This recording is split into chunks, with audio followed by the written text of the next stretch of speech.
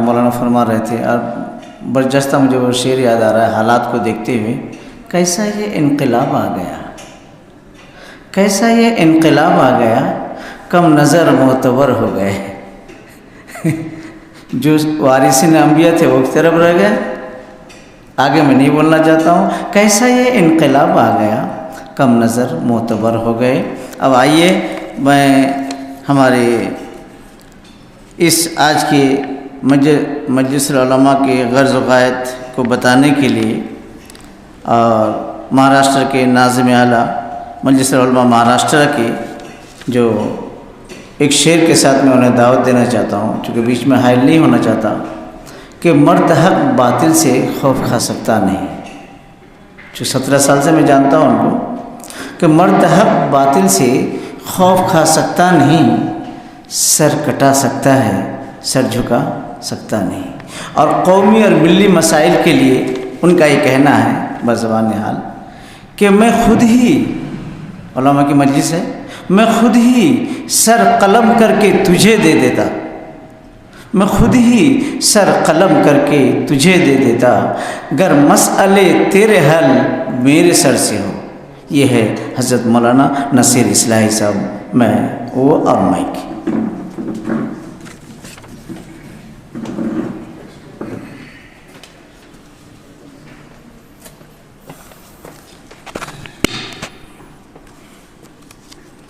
بات شروع کرنے سے پہلے میں مولانا اسلام الدین صاحب سے گزارش کروں گا بس اس شعر کے ساتھ کہ اتنی نہ بڑھا پاک یہ دامہ کی حکایت۔ بہت اچھے۔ بسم اللہ الرحمن الرحیم وبہ نستعین والصلاۃ والسلام علی رسولہ الامین۔ قال اللہ تعالیٰ فی القرآن المجید اعوذ باللہ من الشیطان الرجیم یا ایھا الذین آمنوا هل ادلکم علی تجارۃ تنجیکم من عذاب علیم تؤمنون باللہ ورسولہ وتجاہدون فی سبیل اللہ باموالکم وانفسکم ذالکم خیر لکم ان کنتم تعلمون۔ وقال النبی صلی اللہ علیہ وسلم ومن خاف ادلج ومن ادلج بلغ المنزل الا ان سلعۃ اللہ غالیہ الا ان سلعۃ اللہ ہی الجنہ۔ صدق اللہ تعالی وصدق رسولہ صلی اللہ علیہ وسلم۔ صدر مجلس مولانا عبدالقوی فلاحی صاحب اور ہمارے آج کے معزز مہمان جناب حاجی گلزار اعظمی صاحب صدر جمعیت علماء، اور اسی طرح قابل احترام علماء کرام، ائمہ کرام اور حفاظ قرآن، میرے ذمے جو کام دیا ہے وہ ہے مجلس العلماء کی غرض و غایت، اس کے اغراض و مقاصد آپ کے سامنے رکھنا۔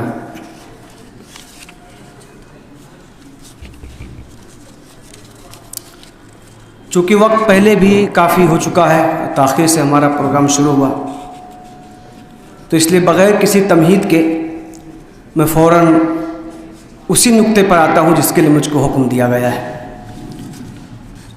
یہاں موجود ہمارے بہت سارے احباب مجلس کے باقاعدہ رکن ہیں، حافظ رحمت صاحب، مولانا ظہیر الدین صاحب اور اس طرح اور دوسرے افروز عالم قاسمی صاحب اور دوسرے بہت سارے لوگ کئی سالوں سے مجلس سے وابستہ ہیں، اور ہمارے بہت سارے ساتھی جو یہاں اس وقت شریک اجلاس ہیں ان میں ہیں۔ تو اختصار کے ساتھ میں عرض کروں کہ اس مجلس کا قیام 23 مارچ 2014 کو ممبئی CST انجمن اسلام CST میں ہوا تھا۔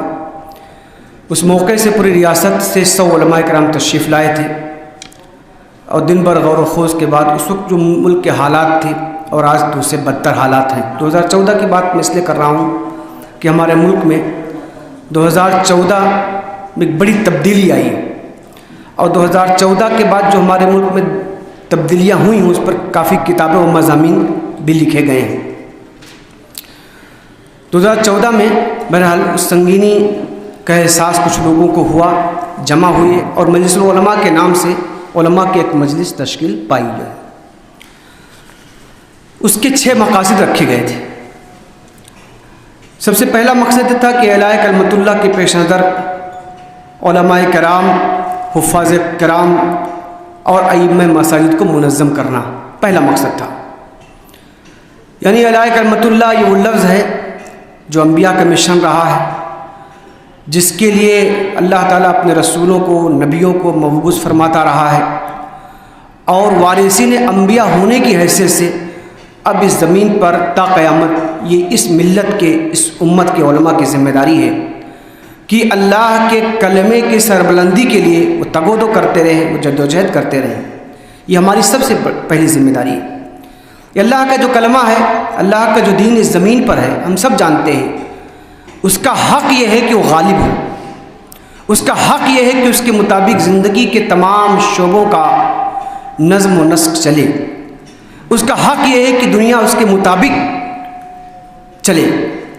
اس وقت جتنے کلمے غالب ہیں وہ باطل ہیں، ان کو یہ حق نہیں پہنچتا کہ ان کے مطابق دنیا کا نظام چلے۔ دین حق جو ہے وہ اللہ کا کلمہ ہے، وہ اس لیے نہیں آیا تھا کہ دنیا کے کسی گوشے اور کونے میں پڑا رہے، دبکا رہے اور دنیا کے سارے نظام اور امور باطل نظریات کے مطابق چلتے رہیں اور جاری و ساری رہیں۔ ہم سب جانتے ہیں کہ اللہ کے رسول صلی اللہ علیہ وسلم کی 23 سالہ زندگی اقرا سے لے کر بل الرفیق الاعلیٰ تک اگر ہم مطالعہ کر لیں تو ایک ہی کوشش رہی کہ اللہ کا دین غالب ہو، اللہ کے دین کی اقامت ہو، اللہ کا کلمہ بلند ہو۔ اللہ کے رسول کی سب سے بڑی سنت ہے۔ تو سب سے پہلا جو مقصد ہے وہ یہ ہے کہ اعلاء کلمۃ اللہ کے پیش نظر علماء کرام، حفاظ کرام اور ائمہ مساجد کو منظم کیا جائے۔ ہم سب جانتے ہیں کہ کوششیں اگر بارآور ہوتی ہیں تو منظم کوششیں بارآور ہوتی ہیں، نتیجہ خیز ہوتی ہیں۔ بغیر تنظیم کے، بغیر کسی پلان کے، بغیر کسی منصوبہ بندی کے ہنگامی کام تو کیے جا سکتے ہیں، مگر آپ نہیں کہہ سکتے کہ صاحب وہ ثمر آور بھی ہو سکتے ہیں۔ وقتی طور پر وہ کوششیں ہوتی ہیں، وقتی طور پر ان کے اثرات ہوتے ہیں اور ختم ہو جاتے ہیں۔ تو ایک منظم انداز میں بہت سنجیدہ فیصلہ گویا تحریک اسلامی نے کیا۔ یہ کوئی انجمن سازی کا ایک فیصلہ نہیں تھا کہ جہاں بہت سارے ادارے موجود ہیں تو مجلس العلماء کے نام سے بھی ایک انجمن بن جائے، ایسا کوئی مقصد تحریک اسلامی کے سامنے نہیں تھا، بلکہ ایک سنجیدہ فیصلہ تھا، سوچ سمجھ کے کیا گیا فیصلہ تھا اور منصوبہ بند فیصلہ تھا۔ تو اس لیے یہ ہوا کہ صاحب بہت منظم کوششیں اس کے لیے ہونی چاہیے۔ بہت اختصار کے ساتھ وقت ہو چکا، اس لیے میں اشارہ کرتا ہوا چلوں گا، اور آپ جیسے علماء، قائدین اور اصحاب فکر و نظر جہاں ہوں تو وہاں بہت تفصیل کے ساتھ گفتگو کرنی بھی نہیں چاہیے۔ دوسرا مقصد اس کا یہ ہے کہ علماء کرام کے تعاون سے ریاست میں فرقہ وارانہ ہم آہنگی اور امن و شانتی کا ماحول بنانا۔ ہم سب جانتے ہیں کہ اس وقت مرکز میں اور مختلف ہماری ریاستوں میں جس قسم کی حکومتیں ہیں، جس پارٹی اور جس نظریہ اور فکر کی حکومتیں ہیں، تو ان کی خاص پالیسی سے پہلے بھی میں کہتا رہا ہوں یہی رہی ہے کہ ہمارے ملک میں جو مختلف قسم کے طبقات ہیں، فرقے ہیں، مذاہب ہیں، مختلف قسم کے عقائد رکھنے والے افراد ہیں، وہ سب ایک دوسرے سے دور رہیں، نفرتوں کا ماحول رہیں، ایک دوسرے کے متعلق غلط فہمیاں رہیں، قریب لوگ نہ آنے پائیں، دل ٹوٹے رہیں، غلط فہمیوں کا شکار رہیں۔ اسی میں ان کی سیاست چمکے بھی گی اور اسی سے ان کا اقتدار مضبوط بھی ہوگا۔ لوگوں کو بانٹتے رہو، جتنا بانٹ سکو بانٹو، کمیونل ٹینشن بڑھاتے رہو، یہ ان کا خاص ہوا ہے۔ تو ایک مقصد لکھا گیا کہ علماء کرام اس ریاست میں، چونکہ ہمارا دائرۂ کار تو صرف ریاست مہاراشٹر ہے، اس لیے میں ریاست کا لفظ استعمال کر رہا ہوں، ورنہ صحیح بات ہے پورے ملک کو اس کی ضرورت ہے۔ تو علماء کرام کے تعاون سے ریاست میں ہم فرقہ وارانہ آہنگی پیدا کریں، مختلف مذاہب کے مذہبی لوگوں کے پاس جائیں، ان کے قائدین کے پاس جائیں، مختلف فرقوں کے ذمہ داران کے پاس جائیں، ان سے ملیں، ڈائیلاگس ہمارے ہوں، گفتگو ہمارے ان کے ساتھ ہوں، مختلف نکات پر ہم ایک دوسرے کے قریب آئیں، غلط فہمیاں دور ہوں اور نفرت کے بجائے محبت کی ایک فضا اس ریاست میں بنے۔ میں اس سے پہلے میں نے کہا تھا اور دوبارہ آج پھر عرض کر رہا ہوں تذکیر کے طور پر کہ جب یہ فضا بنے گی تو اپنی دعوتی ذمہ داری بھی ہم ادا کر سکیں گے۔ نفرتوں کے ماحول میں دعوت نہیں پھلتی پھولتی ہے، دعوتی مواقع تو محبتوں کی فضا بننے سے ملتے ہیں۔ تو جب جہاں غلط فہمیاں دور ہوں گی، قربتیں بڑھیں گی، تو ظاہر سی بات ہے ہم علماء کرام صرف اتنی بات پہ قانے نہیں رہ سکتے کہ صاحب ہم صرف قریب آنا چاہتے تھے، بلکہ صحیح بات یہ ہے کہ مذہب اسلام جو کہ رحمت اور عدل و انصاف کا دین ہے، مذہب ہے، طریقہ ہے، اس سے بھی ان کو واقف کرائیں گے. اپنی دعوتی ذمہ داری بھی ہم پوری کر سکیں گے جب محبت کی فضا بنے گی تو. اور ظاہر سی بات ہے ہمارے پاس تو نفرت کا کوئی پیغام نہیں، ہمارا تو پیغام محبت ہی ہے، جہاں تک پھیلے اس کو پھیلانا ہی ہے. روشنی ہے، روشنی کو عام کرنا ہے. روشنی کو، چراغ کو اگر ہم دبائیں گے، بجھائیں گے، ظاہر سی بات ہے تاریکی کا تسلط ہوگا، اندھیرا بڑھے گا، اندھیرے کا غلبہ ہوگا. تو اندھیرے کو دور کرنے کے لیے ضروری ہے کہ اپنے حصے کا چراغ ہم روشن کریں، اپنے حصے کا چراغ اور اپنی ذمہ داریوں کے لیے ہم آگے بڑھیں. دوسرا مقصد تھا. تیسرا یہ ہے کہ ملت کے اندر اسلامی طرز زندگی اختیار کرنے کی رغبت پیدا کرنا.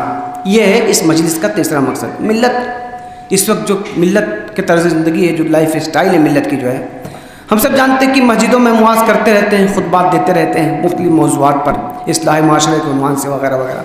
مگر ملت ہمارے وعظ سننے کے بعد پھر کسی اور سمت میں سفر کرتی ہے. سن تو لیتی ہے بڑی عقیدت سے، بہت توجہ کے ساتھ، مگر اس کو پھر اپنے عمل کے اس میں نہیں لاتی ہو، کہیں اور جاتی ہو. وہ کہتی صاحب آپ کا خطبہ تو مسجد تک بہت محدود تھا، مگر اس کو دنیا کی زندگی میں ہم نہیں لا سکتے، یہاں تو کچھ اور ہی معاملہ ہے. ہم ملت کا حال پورا دیکھ رہے ہیں.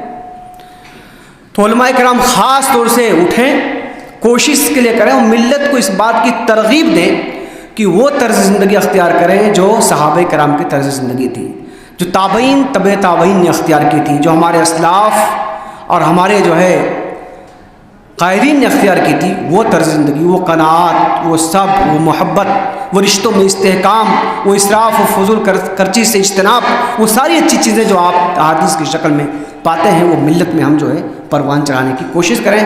اور صرف واعظ و تلقین نہیں، باقاعدہ منصوبہ بند طریقے سے ٹارگیٹڈ اس کے لیے ہم پروگرام بنائیں اور لوگوں تک ہم جانے کی کوشش کریں، تو انشاءاللہ کچھ اس کے اثرات پیدا ہوں گے. چوتھا یہ کہ ملت کے اندر خیر امت اور داعی اللہ ہونے کا شعور پیدا کرنا، یہ چوتھا مقصد ہے. ہم سب جانتے ہیں کہ تم خیر امت اخرجت للناس، ہم اس زمین پر ایسے ہی نہیں آ گئے، بلکہ اللہ نے بہت پلان کے ساتھ ہم کو یہاں پر بھیجا ہے، بہت منصوبات کے ساتھ اللہ نے ہمیں یہاں وجود بخشا ہے. ہم خیر امت ہیں، ہم داعی امت ہیں، ہم تو روشنی کا مینار تھے اس زمین پر جس سے بھٹکے ہوئے قافلے اپنے سمت سفر درست کرتے تھے. مگر آج ہماری وہ حیثیت نہیں ہے. آج جب داعی ملت نہیں رہ گئے، وہ خیر امت ہم نے، امت وسط، امت شہادت، یہ سارے الفاظ ہمارے پروردگار نے، ہمارے خالق نے ہمارے منصب کے لیے استعمال کیے قرآن مجید میں، یہ سارے الفاظ. تو ظاہر سی بات ہے آج ہماری حیثیت نہیں رہی ہے. تو علماء کرام آگے بڑھیں اور ملت کو پھر وہ دعوت کا جو اس کا منصب ہے، امت شہادت کا جو اس کا منصب ہے، امت وسط کا جو اس کا منصب ہے، خیر امت کا اس کا جو منصب ہے، اس منصب پر ملت کو دوبارہ واپس لائیں. داعی ملت اس کو بنائیں، داعی ملت. اگر آج دعوت کا کام ہو بھی رہا ہے تو کچھ افراد کر رہے ہیں، کچھ جماعتیں کر رہی ہیں، مگر پوری ملت بحیثیت ملت یہ کام کر رہی ہے ایسا نہیں ہے. تو بحیثیت ملت یہ کام ہونے کے دعوت کا، ملت اس کے لیے تیار ہو جائے، ملت داعی ملت بن جائے، ملت خیر امت بن جائے، خیر ملت بن جائے، اس کے لیے گویا علماء کرام کو منظم ہونا ہے، وہ کام کرنا ہے، صحیح و جہد کرنی ہے. اور پانچواں مقصد اس کا یہ ہے کہ اختلافی مسائل میں اعتدال کی راہ اختیار کرتے ہوئے ملت کے اتحاد کو مضبوط و مستحکم کرنا. ہم سب جانتے ہیں، اس سے پہلے بھی میں نے کہا تھا کہ ہمارے جو اختلافات ہیں، یہاں علماء کرام ہیں، علماء کرام کے سامنے بات کہنا میرے لیے زیادہ آسان ہے کیونکہ اس سے واقف ہیں وہ، کہ ہمارے اختلافات بڑے جزوی قسم کے ہیں، فروعی قسم کے، فقہی اختلافات ہیں، بیٹر دین کا اختلاف ہے، جائز ناجائز کا کوئی اختلاف نہیں ہے، ترجیح کا اختلاف ہے، یہ بہتر ہے کہ یہ اتنا اختلاف ہے، ہاتھ کہاں باندھا جائے، تراویح کی رکعتیں کتنی ہوں. یہ نہیں کہ صاحب جس نے 8 رکعت پڑھ لی اسی کی نماز ہوگی، جس نے 20 پڑھی اس تراویح ہوگی ہی نہیں، جس نے 8 پڑھی اس کی نہیں ہوگی، جس نے 20 پڑھی، ایسا کوئی اختلاف نہیں ہے. بھئی 20 پڑھنی چاہیے کہ 8 پڑھنی چاہیے، اتنا چاہیے کا ہے، چاہیے کا ہے. جزوی اختلافات ہیں ہمارے یہاں جو، مگر یہ اختلافات اس سے پہلے بھی میں نے کہا تھا کچھ ابھر کر اختلافات نہیں، مناظرے کے موضوعات ہیں تو جو ہے، اور جو ہے یہ رہتے ہوئے ہم ایک دوسرے کے پیچھے نماز نہیں پڑھ سکتے، ایک دوسرے کی مسجد میں ہماری نماز نہیں ہو سکتی، وغیرہ وغیرہ وغیرہ. یہ ساری چیزیں کیفیت ہے اس ملت کی. میں نے اس کے لیے مثالیں بھی دی، مگر آج وقت نہیں کہ آپ کے سامنے میں مثال رکھوں جو ہے. تو علماء کرام کا کام یہ ہے کہ اپنے اسٹیج سے، اپنے ممبر سے، اپنی مسجد سے ملت کو موڈریٹ کریں. ملت میں مسلکی جو شدت پسندی پیدا ہو گئی ہے، ایکسٹریزم آ گیا ہے، تو ملت کو معتدل کریں، اعتدال کے نقطے پر لائیں اور ملت کو سمجھائیں کہ صاحب یہ سب رہتے بھی ایک دوسرے کے پیچھے ہم ایک ملت ہیں، جسد واحد ہیں، جسد واحد ہیں. اور جس طرح کے اختلاف ہیں اس طرح کے اختلاف تو ہمارے گھروں کے 4 بھائیوں میں بھی ہوتا ہے، کیونکہ 4 بھائی 4 راستے پر چلے جاتے ہیں، ایک دوسرے کے ساتھ نہیں رہتے ہوں. میں نے اس سے پہلے بھی مفتی محمد شفیع مفتی اعظم پاکستان کا ایک جملہ میں نے کوٹ کیا تھا، آج دوبارہ دہرا رہا ہوں. انہوں نے کہا تھا کہ جس ملت میں اس قسم کے اختلافات نہ ہوں، سمجھنا چاہیے کہ وہاں پر لوگوں نے غور و تدبر کرنا چھوڑ دیا ہے. جہاں پر بھی غور و تفکر کرنے والے لوگ رہیں گے اس سماج میں اس قسم کے اختلافات رہیں گے. یہ تو ہماری زندگی کی علامت ہے، یہ تو ہمارے زندہ ہونے کی علامت ہے کہ ہم سوچ رہے ہیں، غور کر رہے ہیں، تفکر کر رہے ہیں. تو بہرحال ایک اس کا مقصد یہ ہے کہ ملت کو ماڈریٹ کیا جائے. چھٹا مقصد یہ ہے کہ معاشرتی، آئلی اور دیگر باہمی مسائل کے حل کے لیے شریعت الہی سے رجوع کرنے کی تلقین کرنا. آخری اور چھٹا مقصد ہے، آپ جانتے ہیں کہ طلاق ثلاثہ کا قانون بنا، اس طرح کے اور بھی قانون سازی مختلف چیزوں. موقع کیسے ان کو ملا؟ ہم نے موقع دیا. ہمارے کچھ بھائی بہن اپنے مقدمات، اپنے معاملات لے کر کے عصری اداروں تک پہنچ گئے، ان کو موقع ملا قانون سازی کی. اور پھر اس کے بعد قانون سازی کے بعد ہم نے لمبی لمبی تحریکیں چلائیں، دین بچاؤ، دستور بچاؤ، پرسنل بچاؤ، مگر اس کے کچھ اثرات ہوئے نہیں ہوئے. صاحب ہم ملت کو اس بات کا عادی بنانا چاہتے ہیں کہ ملت کا کوئی بھی مسئلہ ہو، اس کے باہمی مسائل ہوں، عائلی مسائل ہوں، خانگی مسائل ہوں، کسی قسم کا مسئلہ ہو تو ملت اس بات کا عادی بنے کہ وہ اپنے مسائل کو اللہ اور اس کے رسول کی عدالت میں لے کے آئے، دار القضاء میں لے کے آئے، قرآن و حدیث کی روشنی میں اس مسئلے کو حل کیا جائے. اور قرآن و حدیث کی روشنی میں اس کا جو حل تجویز کیا جائے تو افراد ملت کا مزاج بنایا جائے کہ اس کو بطیب خاطر اس پر راضی برضا ہو جائے، راضی برضا. یہ ہمارے ایمان کا تقاضا ہے. سہولت ہے، آسانی وہ الگ چیز ہے، مگر ہمارے ایمان کا تقاضا بھی یہی کہ ہمارے سارے معاملات قرآن و سنت کے مطابق حل ہوں. تو یہ 6 مقاصد ہیں. اب دیکھیے جو 6 مقاصد بہت اختصار کے ساتھ ہم نے آپ کے سامنے رکھا ہے. 6 مقاصد کے بعد ہم نے پالیسی بنائی ہے کہ حاصل کیسے ہوں گے، اور پالیسی کے بعد پروگرام ہے. پالیسی کی طرف تھوڑا سا اشارہ کیا ہمارے عبدالشکور صاحب نے، مگر میں ذرا تفصیل سے بتانا چاہتا ہوں. اصل میں دیکھیے ہوتا کیا ہے، مقاصد، ایمز اور گول کسی بھی ادارے، تنظیم، مجلس کے پرماننٹ ہوتے ہیں، تبدیل نہیں ہوتے، وہ تبدیل نہیں ہوتے. اگر مقاصد بدل جائیں تو اس کا مطلب وہ مجلس جس چیز کے لیے بنی تھی وہ بدل گئی، مجلس اب وہ نہیں پرانی. مقاصد تبدیل ہو جائے تو اس کا مطلب وہ ادارہ ہی تبدیل ہو گیا، جس کے لیے ادارہ وجود میں آتا وہ نہیں ہے. تو مقاصد کسی بھی ادارے کے ہوں، کسی بھی تنظیم کے ہوں، کسی بھی مجلس کے ہوں، کسی بھی جماعت کو پرماننٹ ہوتے ہیں، وہ تبدیل نہیں ہوتے ہیں. مقاصد کے بعد نمبر آتا ہے پالیسی کا. پالیسی کو آسان لفظوں میں اگر ہم کہیں تو اسٹریٹجی ہم بول سکتے ہیں، لاہ عمل ہم بول سکتے ہیں، پلان آف ایکشن ہم بول سکتے ہیں کہ جو ہم نے مقاصد متعین کیے ہیں اب ان مقاصد کو حاصل کیسے کریں گے ہم. دیکھیے ایک چیز اور میں واضح کر دوں کہ مجلس علماء جو کام کرنا چاہتی ہے ایک ویژن کے ساتھ کام کرنا چاہتی ہے. ویژن کی تشریح میں اس طرح کرتا ہوں کہ اس وقت میں خود اپنے بارے میں بھی کہتا ہوں ورنہ آپ کہیں گے کہ میں بہت ویژنری پرسن ہوں، ایسا نہیں ہے. ویژن لیس ہیں ہم، ویژن لیس ہیں.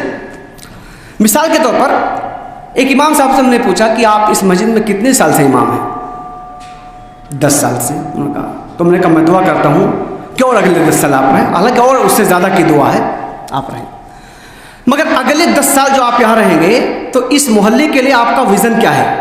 آپ صرف نمازوں کے امام نہیں ہیں، آپ مصلیان کی تربیت کے بھی امام ہیں. تو اگلے 10 سال کے بعد 2020 میں آپ تو 2030 میں آپ کے محلے کا اخلاقی، علمی سطح کیا ہوگی؟ آپ کے پیچھے جو نماز پڑھتے ہیں جو مصلیان، ان کی اخلاقی تربیت آپ کتنی ان کو اٹھا کے لائیں گے؟ آپ کے محلے کی دعوتی فضا کیا ہوگی؟ آپ کے پاس کوئی ویژن ہے؟ اگلے 10 سال میں آپ کہاں تک اس کو لے جائیں گے؟ جب ویژن کے ساتھ کام کریں گے تب آپ اس ٹارگٹ پہ پہنچیں گے. ہمارے پاس ویژن نہیں، برسوں سے امامت ہم کر رہے ہیں. ہمارے پاس ویژن نہیں، برسوں سے ہم مدرسے چلا رہے ہیں. ملت کے پاس کوئی سیاسی ویژن نہیں ہے کہ ملت آج جو کھڑی ہے تو 2045 میں اگلے 25 سال کے بعد ہماری سیاسی پوزیشن اس ملک میں کیا ہوگی، ہم کہاں ہوں گے. ہاں ہر 5 سال کے بعد ہمارا نوحے کا ایک پروگرام رہتا ہے، ہم روتے دھوتے ہیں، ایسا ہو گیا ویسا ہو گیا، صاحب ماتم ہم کرتے ہیں، ہمارے ووٹ کم ہو گئے، بکھر گئے، فلاں نہیں آیا۔ ماتم کا پروگرام ہر 5 سال کے بعد منعقد ہم کرتے ہیں، مگر وزن رکھ کر کے ہماری کوئی پالیسی اس ملت کے لیے نہیں ہے۔ وزن میں آپ کو بتا دوں، اس وقت جو لوگ حکومت میں ہیں ان کا وزن ہے کہ 2050 تک ان کا ہم رہیں گے، کوئی ہم کو نہیں بھگا سکتا، یہ وزن ہے۔ وہ کہتے ہیں کہ اگلا جو سینچری ہوگی 2047، 1947 میں بھارت آزاد ہوا تھا، 2047 کا جشن آزادی ہم منائیں گے، یہ ان کا وزن ہے، اپنے نظریہ اور فکر کے مطابق منائیں گے۔ تو یہ وزن ہوتا ہے، یعنی ایک خواب تو مجلس علماء نے جو مقاصد ہیں ایک خواب دیکھا ہے، وہ خواب آپ کو ہم دکھانا چاہتے ہیں، اور پھر ہم چاہتے ہیں کہ اپنی کوششوں سے اس خواب کو ہم حقیقت کی تعبیر عطا کریں، حقیقت کی تعبیر۔ تو ویژنری پرسن ہم کو بننا پڑے گا۔ حضور صلی اللہ علیہ وسلم کو دیکھیں، اللہ کے رسول ویژنری پرسن تھے، ویژنری پرسن۔ مکہ کی زندگی دیکھیں، میں ایک واقعہ بیان کرتا ہوں۔ مخالفت جب بہت بڑھ گئی، کچھ لوگ اللہ کے رسول کے چچا کے پاس آئے، ابو طالب کے پاس، اور کہا کہ دیکھیے ایسا ایسا ہے، یا تو آپ ہٹ جائیں یا ہم کو نمٹنے دیں۔ آپ کے چچا نے اللہ کے رسول سے کہا کہ دیکھیے کچھ لوگ آئے تھے مکہ کے بھتیجے، ایسا ایسا واقعہ آپ واقف ہے۔ تو اللہ کے رسول نے کیا کہا؟ اگر وہ میرے دائیں ہاتھ میں چاند اور سورج ایک ہاتھ میں لا کے رکھ دے تب بھی میں اس کام سے باز نہیں آؤں گا، یا تو یہ دین غالب ہوگا یا اپنے آپ کو اس میں فنا کر دوں گا۔ یہ ویژن تھا مکہ کی زندگی۔ ایک صحابی نے اللہ کے رسول سے آ کے اپنی تکلیفوں کی شکایت کی، بہت ستایا، اللہ کے رسول کیا دعا نہیں کرتے؟ اللہ کے رسول سیدھے بیٹھ گئے خانہ کعبہ کی دین، واقعہ آپ کو معلوم ہے۔ اللہ کے رسول کا وقت ایسا آئے گا جب یہ دین غالب ہو جائے گا، ایک تنہا عورت صنعا سے حضرہ موت تک سونے کے سکے اچھالتے سفر کرے گی، اللہ کے خوف کے علاوہ اس کو کسی بات کا خوف نہیں ہوگا، زمین اس طرح امن سے بھر جائے گی۔ ویژن تھا اللہ کے رسول کا، یہ ویژن تھا۔ تو ہمارا ویژن کیا ہے؟ اگلے 20 سالوں کے بعد ہمارا محلہ، ہمارا شہر کس سطح پر جائے گا؟ کیا ہمارے پاس ہے کوئی پلان؟ ہمارے پاس ہے کوئی ویژن؟ اگر یقیناً ہم کچھ کام کرنا چاہتے ہیں، تبدیلی لانا چاہتے ہیں، تو ویژن کے ساتھ کام کرنا پڑے گا، اس کے بغیر کوئی تبدیلی نہیں آئے گی۔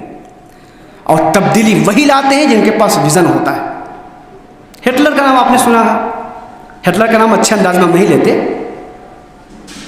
ظاہر سی بات ہے ایسی شخصیات ہیں اچھے انداز میں لیا بھی نہیں جا سکتا۔ انہوں نے جو تحریکیں چلائیں وہ کچھ مثبت تحریکیں تھی بھی نہیں انسانیت کے لیے، مگر اس کے بارے میں بتا دوں کہ اس کے پاس ایک ویژن تھا۔ تاریخ میں لکھا ہے ہٹلر کے بارے میں، اپنی اس ویژن کو لے کر کے وہ جرمنی کے لوگوں سے اتنی بار ملا کہ جرمنی کے لوگوں کو اس کا ایک جملہ یاد ہو گیا تھا، اتنی اس نے کوششیں کی تھی، تو ایک جملہ یاد ہو گیا تھا۔ تو ویژن رکھ کر کے بہرحال ہم کو کام کرنا پڑے گا۔ میں یہ کہہ رہا تھا مقاصد ہیں، مقاصد کے بعد پالیسی ہے، اور پالیسی کے بعد پھر پروگرام۔ مقاصد پرماننٹ ہوتے ہیں، مستقل ہوتے ہیں، بدلتے نہیں ہیں۔ پالیسی حالات کو دیکھ کے بنائی جاتی ہے مقاصد کی روشنی میں۔ پالیسی طویل المیعاد بھی ہوتی ہے، مختصر مدتی بھی ہوتی ہے، وسط مدتی بھی ہو سکتی ہے، اور اس کے بعد بنتا ہے پروگرام۔ اس پالیسی کو سامنے رکھ کر کے، جس کو ہم پروگرام کو بول سکتے ہیں کہ ایک یعنی ایونٹ کی ایک سیریز ہوتی ہے، سرگرمیوں کی فہرست ہوتی ہے، یہ ہم بول سکتے ہیں پروگرام کو۔ تو مجلس علماء نے مقاصد متعین کیے ہیں، اس کے بعد مجلس علماء نے اپنے 4 شعبے بنائے ہیں۔ بہت اختصار کے ساتھ وہاں تھوڑا سا وقت آپ سے کرم فرمائیے، اگر آپ نہیں کہیں گے تو میں بس پڑھتا ہوا چلا جاتا ہوں۔ مجلس نے اپنے مقاصد کو سامنے رکھتے 4 شعبے بنائے ہیں: شعبہ دعوت، شعبہ اسلامی معاشرہ، شعبہ تربیت اور شعبہ تنظیم۔ اور ظاہر سی بات ہے 4 شعبے جو ہیں جو بنائے گئے، دیکھیے مقاصد تو سب کے لیے ہیں، جو بھی ان مقاصد کو اختیار کر کے مجلس کا حصہ بننا چاہے بنے، مگر پالیسی اور پروگرام اس کے لیے ہوتا ہے جو مجلس سے وابستہ ہوتا ہے، جو کسی مجلس سے کسی جماعت سے وابستہ ہوتا ہے، پالیسی پروگرام اس کے لیے ہے۔ بہرحال بہت اختصار کے ساتھ میں آپ کے سامنے رکھ دینا چاہتا ہوں تاکہ آپ بھی اس سے واقف ہو جائیں اور آپ کے ضروری مشوروں سے بھی ہم استفادہ کر سکیں۔ سب سے پہلے دعوت ہے۔ دعوت میں 3 ہمارے حصے ہیں، الف، با اور جیم۔ الف میں یہ کہ مجلس العلماء ریاست میں دعوت کا کام اس طرح انجام دے گی کہ برادران وطن دین اسلام اور اس کی تعلیمات سے اچھی طرح واقف ہو جائیں، اسلام کی بنیادوں، توحید، رسالت، آخرت کے تصورات اور تقاضے پر واضح ہو جائیں، اسلام، پیغمبر اسلام اور مسلمانوں کے متعلق ان کی غلط فہمیاں دور ہو جائیں، اسلام کی حقانیت اور اس کے نظام عدل و قسط ہونے میں انہیں کوئی شک نہ رہے، ان پر یہ واضح ہو جائے کہ دنیاوی اور اخروی فلاح و نجات کا یہی واحد راستہ ہے۔ ہے مجلس العلماء ملت کو دائی ملت اور خیر ملت بنانے کے لیے مسلسل کوشش کرے گی، ان میں دعوت دین کا صحیح تصور واضح کرے گی، دعوت اسلام سے متعلق پائی جانے والی غلط فہمیاں دور کرنے کی کوشش کی جائے گی۔ جیم ہے مجلس العلماء فارغین مدارس، علماء کرام، حفاظ قرآن اور ائمہ مساجد میں دعوتی جذبہ پروان چڑھانے پر خصوصی توجہ دے گی۔ یہ ہماری پالیسی ہے۔ اب پروگرام میں چھوڑ دیتا ہوں، پروگرام 3 سطحوں پر ہے، حلقہ، نظم جہاں ہمارا مقامی ہے، اور ایک فرد جو ہم سے وابستہ ہے ہر ایک، تاکہ کوئی آدمی خالی نہ رہے۔ اسلامی معاشرہ کے متعلق ہماری پالیسی یہ ہے جو آپ نے پڑھا بھی، ملت میں خیر وہ اسلامی طرز زندگی، اس سے متعلق 3 حصے اس کے ہیں۔ الف، مجلس العلماء ملت اسلامیہ میں دین اسلام کے صحیح تصور اور جامع تصور کو واضح کرے گی۔ مجلس اہل اسلام کی علمی، فکری، اخلاقی تربیت اس انداز پر کرے گی کہ ان میں اپنے منصب حقیقی یعنی خیر امت ہونے کا شعور پیدا ہو سکے، ان کی زندگیاں گھر اور خاندان فکر و عمل کی خرابیوں سے پاک اور اسلامی تعلیمات کا آئینہ دار ہوں۔ ملت اسلامیہ کے افراد بیجا رسم و رواج اور خرافات کی جگر بندیوں سے آزاد ہوں، دین کے تقاضوں سے اچھی طرح واقف ہو جائیں، نیز ان کی انفرادی اور اجتماعی زندگی میں آخرت کی جواب دہی کا احساس، رضا الہی کی طلب اور اللہ اور رسول سے محبت و اطاعت کا جذبہ بیدار ہو۔ مجلس کوشش کرے گی کہ ملت میں مسلکی، فروعی اور جماعتی خلافات کم سے کم ہوں، ان مسائل میں شدت کے بجائے وہ اعتدال کی راہ اپنائیں، نیز و کتاب و سنت کی بنیاد پر متحد ہوں۔ وقتی حالات کی بنا پر جو متحد ہو جاتے ہیں، یہ دین کا تقاضا نہیں ہے۔ دین کا تقاضا کتاب و سنت کی بنیاد پر متحد ہوں، یہ حقیقی اتحاد ہے۔ ورنہ حکومت نے کچھ پاس کیا، متحد ہو گئے، کچھ جماعتی تنظیموں نے بنا لی، تحریک ہم نے چلائی، مسئلہ ختم ہو گیا، پھر ہم منتشر ہو گئے۔ یہ نہیں ہے، بلکہ حقیقی اتحاد کتاب و سنت کی بنیاد پر ہمارا اتحاد ہو۔ جیم، مجلس العلماء کی کوشش ہوگی کہ اس سے وابستہ علماء ملت کے لیے نمونۂ عمل یعنی رول ماڈل بن سکیں۔ مجلس جو وابستہ علماء ہیں اسلامی معاشرہ کی تشکیل کے لیے مساجد، مکاتب، مدارس، دارالقضاء اور دیگر ملی ادارے اپنا مطلوبہ رول ادا کریں۔ یہ تربیت سے متعلق ہماری پالیسی 2 لائنوں کی ہے۔ الف، مجلس العلماء اپنے وابستگان کی علمی، فکری، اخلاقی اور روحانی ارتقاء کے لیے بھرپور کوشش کرے گی تاکہ ان کی زندگیوں میں نسب العین کی خاطر حرکت و عمل پیدا کر سکے۔ معاشرہ میں علماء کا رول دائی، مربی اور قائد کا ہو۔ مجلس العلماء اپنے وابستگان کی علمی اور تحقیقی صلاحیتوں کو فروغ دے گی، صلاحیتوں کے ارتقاء کے لیے انفرادی کوششوں کے علاوہ اجتماعی کوشش کا اہتمام بھی کرے گی۔ مجلس اپنے وابستگان میں مطالعہ اور علمی فضا کے فروغ کے لیے خصوصی توجہ دے گی۔ پالیسی تنظیم سے متعلق 2 لائنوں کی بھی سنا دیتا ہوں میں، آخری وہ ہے۔ مجلس العلماء پوری ریاست میں اپنے وسیع تعارف کے لیے کوشش کرے گی، نیز اپنے توسیع و استحکام کے لیے کوشاں ہوگی۔ کوشش کی جائے گی کہ ریاست کے تمام اضلاع میں مجلس کی شاخیں قائم ہو جائیں۔ اس وقت 28 شاخیں مجلس کی ہیں۔ مجلس العلماء کے تمام امور کو ہر سطح پر باہمی مشورے سے انجام دینے کی کوشش کی جائے گی۔ اظہار آراء، مشاورت کے لیے اسلامی آداب کا لحاظ رکھا جائے گا۔ کوشش کی جائے گی مجلس العلماء کی داخلی کیفیت رحماء بینہم اور باہمی حسن زن کی عکاس ہو، حسن زن اور وابستگان مجلس العلماء کی اجتماعی کیفیت